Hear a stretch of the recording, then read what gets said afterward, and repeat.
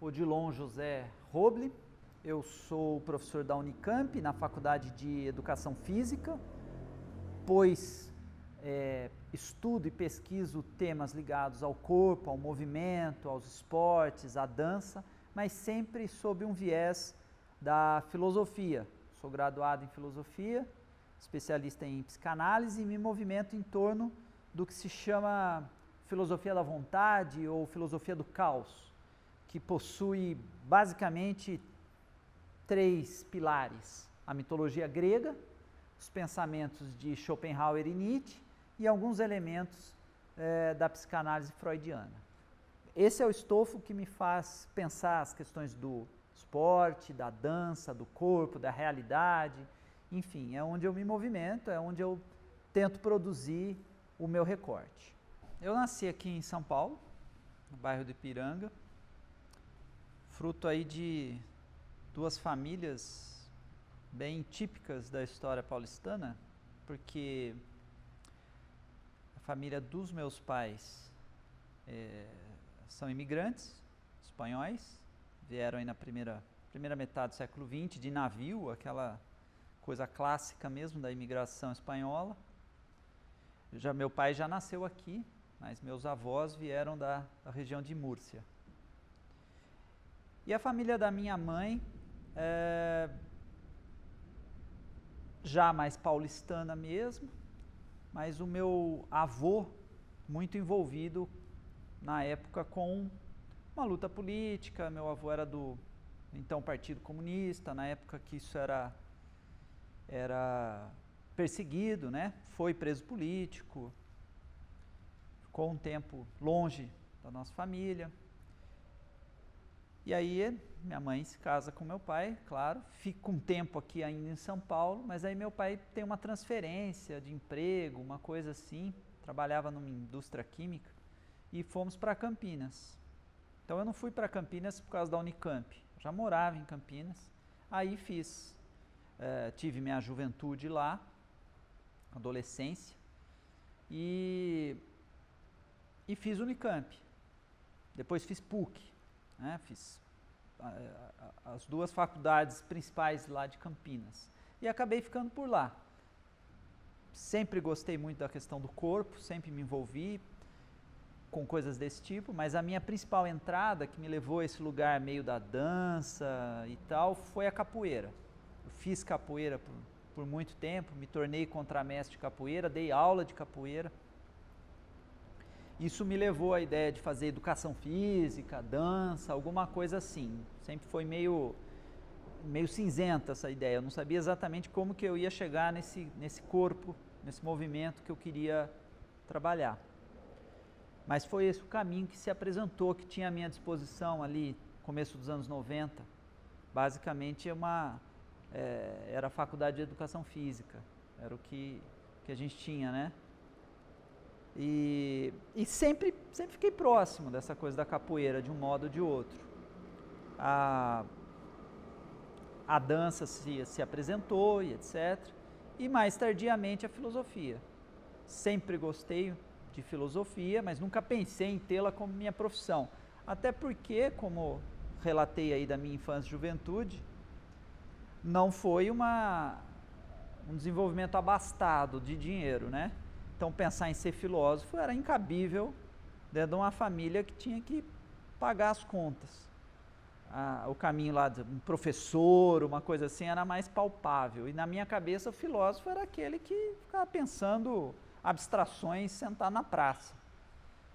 Claro que hoje eu entendo essa profissão diferente, mas eu primeiro estabeleci um mínimo financeiro básico para poder ousar estudar filosofia. E aí, tendo estudado filosofia, eu revi essa formação inicial, essas questões iniciais, aí eu entendi o que eu gostaria de mexer com esse tema do corpo. O meu avô era uma pessoa muito culta, embora sem formação típica, né? Ele não tinha cursado universidade, por exemplo, mas ele lia muito, estudava muito. Eu sei muito dele pelos meus tios, pela minha mãe, né? Eu era muito novo, gostava dele, mas tinha aquele afeto mais infantil, não tinha acesso a esse lado da existência do meu avô. E ele na Bahia, ele vem da Bahia, né, a infância dele, a juventude foi na Bahia, e ele conheceu o Jorge Amado, conheceu o Roberto Freire, enfim, teve um acesso a certas pessoas da cultura brasileira, do pensamento brasileiro. E naquele momento o Partido Comunista era o que agregava essas intenções, né, de um Brasil diferente. A gente está aí próximo do período militar, né, e o meu avô ele acabou sendo editor de um jornal. Se eu não me engano, O Itapetininga era o nome do jornal, que era uma fachada, né, na verdade, para poder divulgar alguns temas comunistas. O jornal falava sobre fatos bem triviais e ali numa coluna ou outra soltava um pensamento, uma questão assim.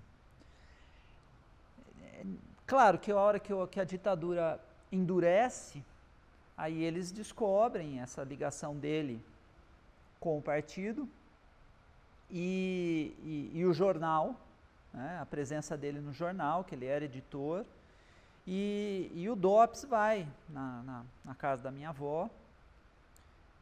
É um episódio que eu soube pela minha família, né, como eu disse, eu era muito novo, mas aí prende o meu avô. Só não foi pior, segundo eu soube, porque os documentos que realmente mostravam as ações do meu avô estavam numa gaveta, e quando o DOPS entra no apartamento, assim, quebrando porta e tal, a minha avó estava com uma saia muito grande, uma saia rodada assim, ela pegou aqueles documentos, levantou a saia, enfiou no meio da perna e fechou. Ficou em pé, com as pernas unidas assim, os documentos no meio e a saia por cima.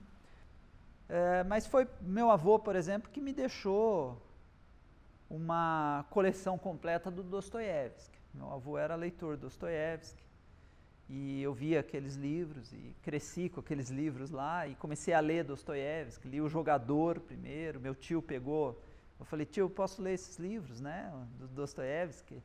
Você me empresta? Porque estava na casa do meu tio. Ele falou, não, eu te dou. E ele que colocou, fazia muita questão que minha mãe dançasse. Ele via uma beleza muito grande na dança.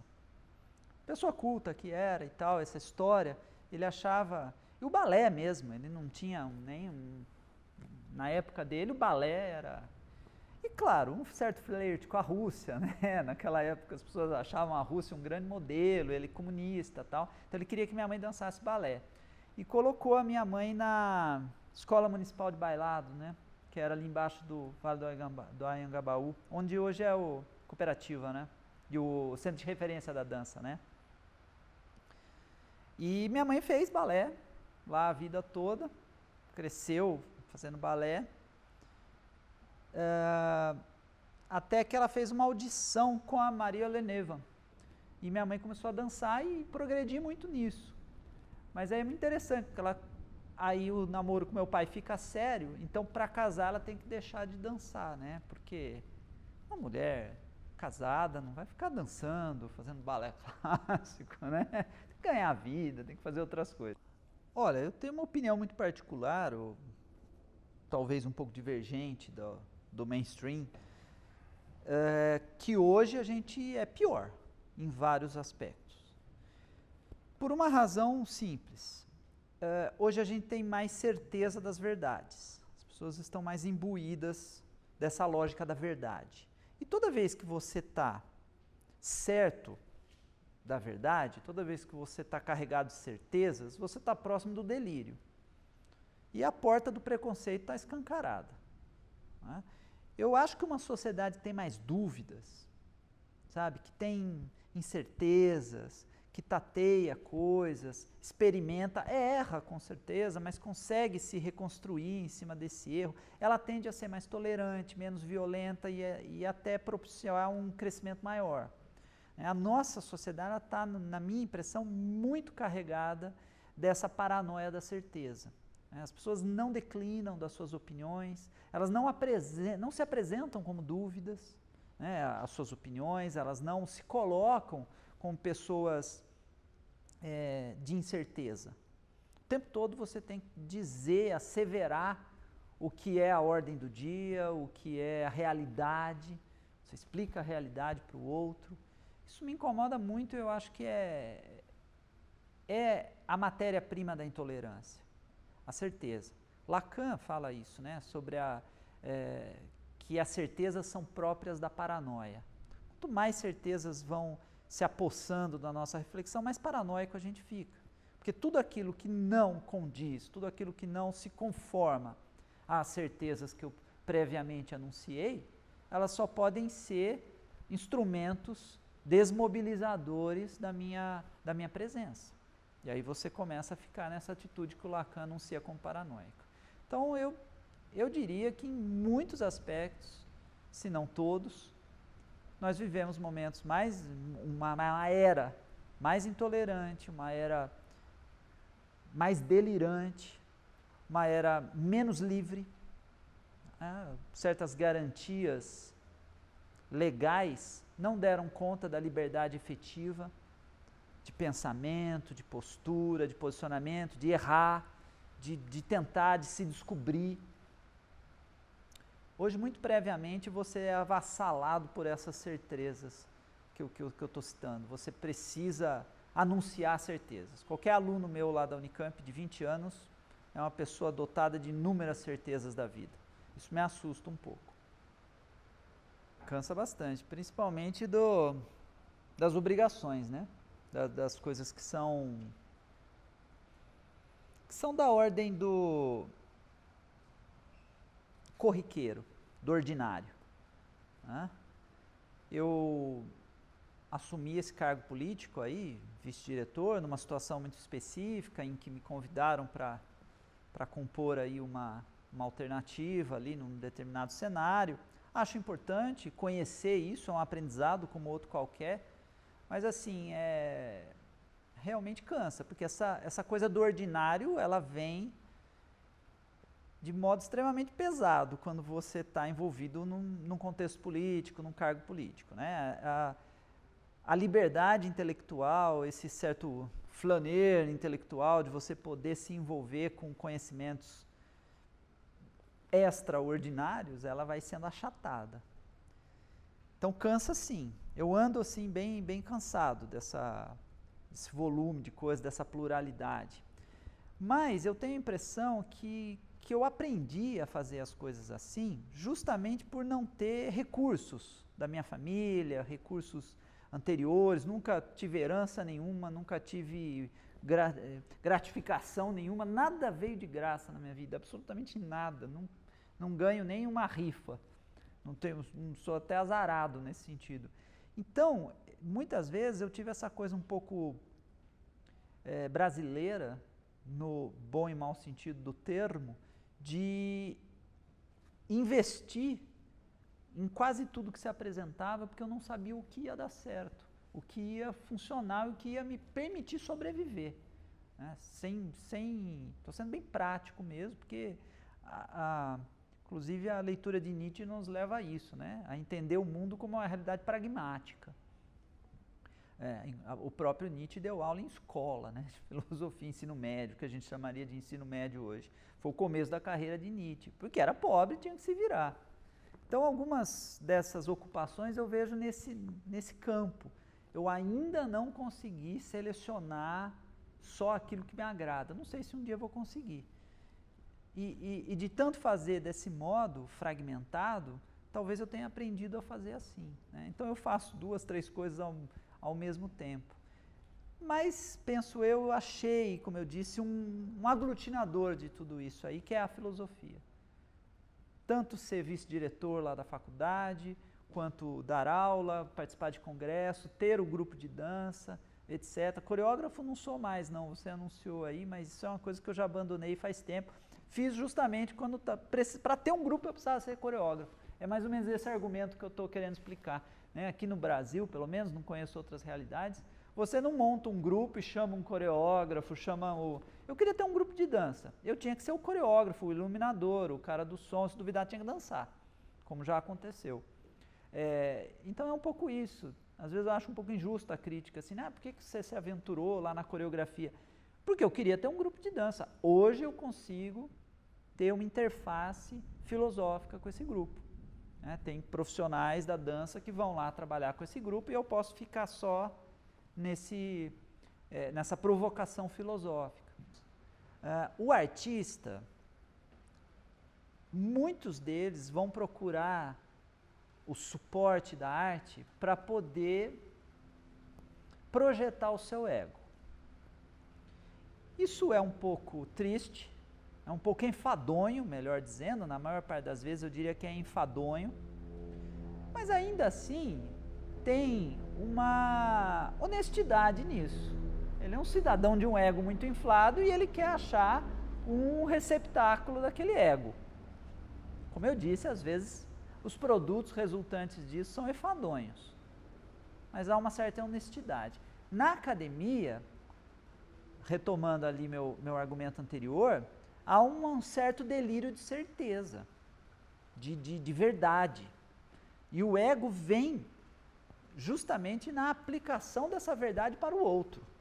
Tem um filósofo romano chamado Plutarco, que diz que só se gaba de não ter inimigos aquele que não tem amigos. Porque em todo amigo expresso existe um inimigo oculto.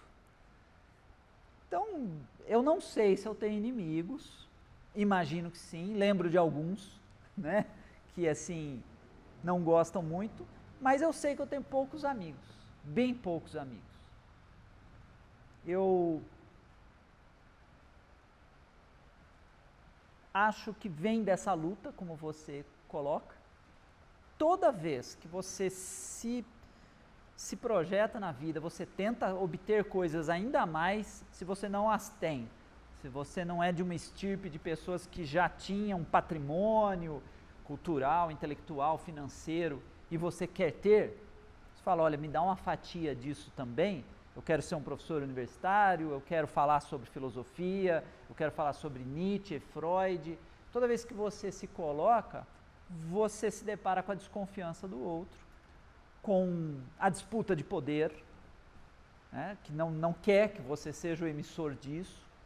Se você se anuncia ainda, como eu tenho falado aqui, um porta-voz da dúvida, do caos, como eu gosto de dizer, do lado sombrio, do mergulho no incerto, aí você é mais chato ainda, porque você não veio trazer as certezas que ele gostaria que você trouxesse, ou seja, as dele, né, que você fosse um eco das certezas dele. Aí você se torna um incômodo. Como é que você vai ter amigos sendo essa pessoa da dúvida? Sendo essa pessoa que alguém se aproxima e fala, olha, você não acha que isso aqui vai ser muito ruim para a universidade? Você diz, não sei. Eu sei lá, calma, eu vejo as forças que estão dispostas aqui, mas eu não consigo imaginar o fim disso. Essa teleologia não é do tipo de pensamento que eu circulo. Eu acho que existe uma série de forças aqui, mas eu não sei onde vou chegar. Isso não é um bom amigo. Uma pessoa que fala isso não é acolhedora. Então, fora isso, eu também não gosto muito das mídias sociais. Eu acho que daqui uns anos vão perceber o quanto as mídias foram problemáticas para as relações, para o afeto. Claro que há diferenças entre as mídias. Nós estamos gravando um vídeo que vai ser postado aí em algum site de compartilhamento, que eu acho ótimo, faço uso e tal. Mas essa coisa mais Facebook, Instagram, isso aí me cansa um pouco, sabe? Porque é essa coisa da vaidade em cima de vaidade, das validações, dos comentários, dos intelectuais de Facebook, isso me afasta um pouco. Eu tive muita resistência, né? Tenho muita resistência ainda. É incrível como essa lógica das certezas, essa era da certeza, que eu tenho falado já em outras respostas, ela exige determinados papéis. Se você é um cara da educação física, você precisa cumprir um papel. Você tem que ser um cara fitness, né? Você tem que ser favorável a esse tipo de movimento que eu imagino que exista na educação física. Porque se você faz outra coisa lá, você põe em questão a minha existência, né? Porque eu estou no Instituto de Artes, sou eu que tenho a prerrogativa da arte. Mas aí a gente entra numa lógica esquisitíssima, né? Porque a arte deveria pregar a não lógica. A arte deveria pregar a democratização da sensibilidade. Acho que qualquer um de nós é capaz de propor um produto artístico e pensar a arte, enfim, bem ou mal, melhor ou pior, não é isso que eu estou discutindo, né? Mas estabelecer prerrogativas é uma coisa que me incomoda bastante. Quando eu fiz filosofia, na primeira semana de aula, eu tive uma disciplina chamada Introdução à Reflexão Filosófica, professor Tarcísio, eu lembro até hoje. E ele falou uma coisa que eu nunca mais esqueci, que se aplica em vários campos. Ele disse assim, olha, para aquele monte de gente que estava na sua primeira semana de aula num curso de filosofia. Ele disse assim, nunca pensem que vocês têm a prerrogativa do pensamento filosófico porque vocês estão fazendo um curso de filosofia. Essa é uma das portas de entrada. Vocês amam a filosofia, desejam a filosofia e por isso foram buscar as alternativas que vocês tinham. Pessoas que hoje, nesse momento, estão lendo Aristóteles, Platão, podem ter uma ideia muito melhor que a de vocês, venham de onde vier essas pessoas. Seja um arquiteto, seja um açougueiro, quem tiver acesso àquele saber, aquele patrimônio intelectual que é a filosofia, vai filosofar, né? Então eu pensei muito nisso e apliquei isso a muitos outros campos. Para mim a arte se assemelha muito a isso. Os institutos de arte têm lá uma construção sobre o pensamento artístico que é interessantíssima, que é importantíssima na nossa sociedade. Algumas pessoas dentro desse instituto começar a defender uma prerrogativa de que, olha, esse conhecimento é nosso, você não pode fazer, eles são as piores pessoas contra a própria arte, né? Seria como eu defender que ninguém pode falar de filosofia, só eu que cursei filosofia e os que cursaram. Esse corporativismo é esterilizante. O medo dessa crise, o medo dessa... é uma paranoia, né? Nós vivemos uma sociedade de muito medo. Para mim, esse medo é oriundo dessa ascensão do pensamento neopentecostal, que vem lá dos anos 70, 80 no Brasil. Essas igrejas foram crescendo, elas foram dando essa mensagem para uma população carente de afeto, de situações básicas, de elementos básicos de vida. Elas foram encontrando afeto nessas igrejas, foram encontrando acolhimento e foram construindo uma visão de mundo muito obscura, de muito medo, onde o diabo está pronto para aparecer em qualquer lugar e levar elas para o mau caminho. Isso, para mim, é o substrato principal do pensamento que está aí colocado, né? O medo que a mídia vá distorcer pensamentos, o medo que a universidade vai criar pessoas destruidora de valores, de coisas desse tipo, o medo do fim da família, o medo do fim da reprodução humana, como se já não tivesse gente demais no mundo, mas agora não pode, porque, digo isso porque é a fala de alguns desses pastores políticos, né, que tudo se mistura numa mesma posição aí, de que a família é essencial para a reprodução humana. Que medo é esse de... se o homem e a mulher não quiserem mais se reproduzir, isso é um devir da humanidade, quer dizer, que valor é esse? É uma coisa, eu estou querendo dar um peso em como isso é obscuro, como isso é medieval. Olha, eu não duvido do poder da utopia, eu não duvido que a utopia mova, mas, como leitor de Nietzsche, eu aposto mais no pragmatismo. Famosíssima frase de Nietzsche, que já caiu no senso comum, é: o que não me mata, me fortalece. Eu vivi um pouco por esta máxima por muito tempo, acredito nela. E a utopia, ainda que possa encontrar substratos, ações, intenções elevadas, do ponto de vista assim de uma atividade, ela muitas vezes é um recurso para essa visão de mundo, como eu estava dizendo, meio obscura. Por que obscura nesse caso? Porque eu digo que no não lugar, naquele lugar que não existe, no utopos, vai estar a felicidade. Eu acho a alternativa mais corajosa, a de Schopenhauer e Nietzsche, de que não há esse lugar utópico, a vida é essa mesmo, ela é sofrimento, ela é dura, e só nos resta vivê-la.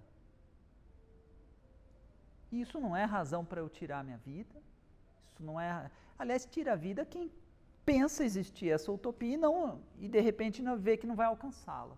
Por alguma razão não se vê capaz de chegar nesse lugar que ele sonhava existir.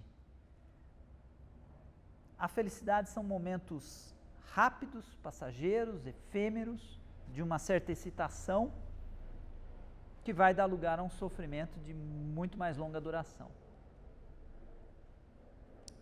Quando você encara de frente esse sofrimento schopenhaueriano, nietzschiano, e é claro que há sofrimentos maiores, menores, eu não estou pondo tudo no mesmo plano, mas existencialmente todo mundo experimenta o sofrimento nos seus ambientes, nos seus níveis, no seu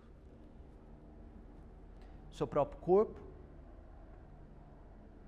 Quando você encara de frente que a vida é sofrimento, a impressão que eu tenho, embora as pessoas se desesperem ao ouvir isso, mas eu vou viver a vida como sofrimento, a hora que você entende, não, mas a vida é sofrimento, não tem sentido, e você vai morrer ao fim de tudo. Aquilo traz uma calma, aquilo traz uma força de continuar vivendo. Quando chamam Schopenhauer de pessimista, claro que em um determinado concepção epistemológica ele é um pessimista ou ética, mas não entendem o alcance desse pessimismo. Esse pessimismo é dizer não há pote de ouro no final. A vida é isso aqui mesmo. Quando Schopenhauer fala dessa força de viver, dessa vontade de viver, mesmo diante do sofrimento, e que cada dia que eu acordo e sei que a vida é sofrimento e a encaro, eu fico ainda mais forte, não nos esqueçamos que o caminho disso tudo para Schopenhauer é o da compaixão. Só há 3 molas éticas em Schopenhauer: o egoísmo, a maldade e a compaixão. Não acredito na utopia, não acredito no pote de ouro no final do arco-íris, não acredito na recompensa divina, portanto não acredito no Estado e não acredito nas pessoas. Né? Essa é essa posição ácida do anarquismo. O anarquismo é uma espécie de opção mundana do agnóstico, do agnosticismo. Ou seja, eu posso até supor no que o agnóstico se diferencia do ateu. O ateu recusa a ideia de Deus. O agnóstico diz: como é que eu vou saber se Deus existe? Eu não sei, é impossível saber. Percebe? É um passo anterior da certeza do ateu. O ateu afirma a não existência de Deus. E nesse momento ele se assemelha perigosamente ao mais crente dos religiosos. Eu diria que a anarquia é mais lúcida, ainda que o socialismo ou o conservadorismo possam ser opções em determinados tempos e espaços. Claro que Schopenhauer acha isso um absurdo, né? Você vê o vazio e colocar fantasiosamente algo dentro desse vazio. Mas é um mecanismo de defesa do ego. Vamos lembrar lá da narrativa. Epimeteu, o irmão de Prometeu, teve a tarefa de distribuir os dons entre os seres do mundo. E ele o faz com muita precisão. Né? Cada animal tem o que precisa para sobreviver. Um pássaro tem asas para voar e ir para outros territórios, mas não corre no chão rapidamente como um leopardo. Então, cada qual tem a sua adaptação ao mundo. E ele foi distribuindo de igual maneira esses dotes, essas potências para cada um dos animais. Mas ele é epimeteu, epi depois, metes, astúcia, é aquele que falta algo, né? Ele demora para completar a sua astúcia e ele esqueceu ou não teve atributo para dar para o ser humano. E aí o ser humano fica pelado, como nós somos hoje, fracos, completamente fracos diante de qualquer animal mais simples que seja. Ele está muito mais adaptado ao seu meio do que nós. Toda a minha conversa aqui com você foi sobre inadaptação ao sofrimento, o tempo todo. E uma luta para tentar se adaptar ao sofrimento, ao entendimento de que nossa vida é sofrer. Toda a nossa conversa girou em torno desse tema. Prometeu, o irmão de Epimeteu, resolve essa carência, esse problema, roubando o fogo e entregando aos homens. Agora, com o fogo, ou seja, com a tecnologia, com a ciência, com o pensamento complexo, com a racionalidade, ele consegue produzir tudo aquilo que corporalmente ele não tem. Mas a sua provocação é, essa tecnologia, essa potência que agora ele tem de criar tudo, não é a sua maior desgraça? Exatamente. Porque ele nunca vai estar em equilíbrio com o seu meio. Ele sempre cria e cria, sem nunca atingir o divino. Ele tem o limite do ser humano, ele não é divino, mas ele está na tarefa incessante de criar o seu próprio destino, o que não faz parte das preocupações, por exemplo, dos animais. Eles, sim, os animais, simplesmente vivem, agem por instinto e morrem quando tem que morrer, sem sequer saber que iria morrer. Pelo menos não há evidências disso. Nós, seres humanos, não há um dia que passamos sem pensar na nossa morte, sem agir com extremo medo, preocupação, pavor dessa morte, e sempre inadaptados. Então, se Zeus foi o grande patriarca dessa situação, é porque ele tinha medo de ser destronado, como ele destronou Crono. Então, talvez, essa é uma interpretação, né, que me parece ser a sua, e eu concordo, ele dividiu o poder para que todos tivessem um certo nível de poder, mas não um só contra ele. Dividido que estava esse poder, os homens entram em guerra contra si, contra seus semelhantes. Nunca mais o homem vai se unir de modo a enfrentar Zeus. O reinado dele é absoluto. Dali por diante, a arma de opressão de Zeus foi a própria justiça equânime.